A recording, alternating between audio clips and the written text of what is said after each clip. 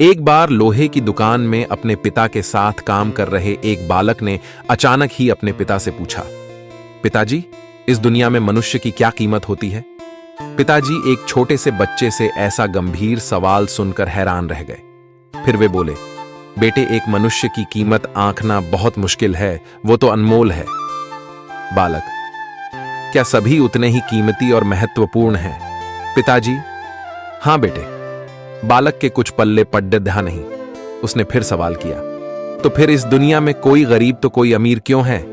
किसी की कम इज्जत तो किसी की ज्यादा क्यों होती है? सवाल सुनकर पिताजी कुछ देर तक शांत रहे और फिर बालक से स्टोर रूम में से एक लोहे का रॉड लाने को कहा।